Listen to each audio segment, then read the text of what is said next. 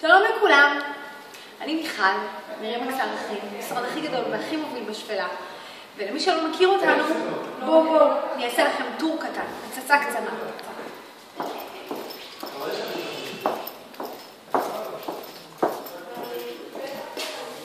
טוב, אז זה המשרד היפה והמקסים שלנו. במשרד שלנו יש 17 סוכנים.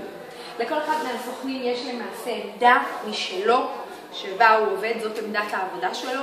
פה אתם יכולים לראות, כאן נמצא פינת הקפה.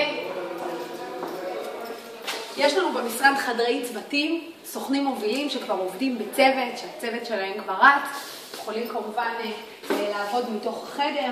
זה דוגמה של אחד החדרים. היי. כאן זה חדר הישיבות המרכזי שלנו. כאן אנחנו עושים הדרכות. בזה הרגע מתבצעת הדרכה לסוכנים חדשים. ההדרכה הזו היא הדרכה במסגרת החניכה. כל סוכן שלמעשה נכנס לרימאקס, עובר קורס שהוא תיאורטי, ועובר חניכה מעשית אצלנו. חניכה אצלנו היא מאוד אינטנסיבית, אנחנו בעד למידה בשביל להגיע לעשייה ותוצאות. בואו.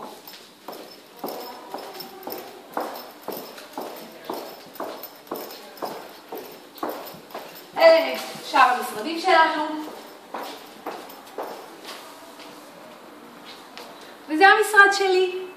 וכמו כל מה שנקרא, כל מנהלת גיוס טובה וכל סוכן טוב, חשוב שיהיה לו חזון ומטרה. וזה החזון והמטרה שלי.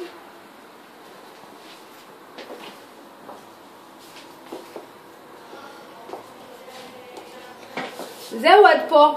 ניפגש בסרטון הבא. ביי!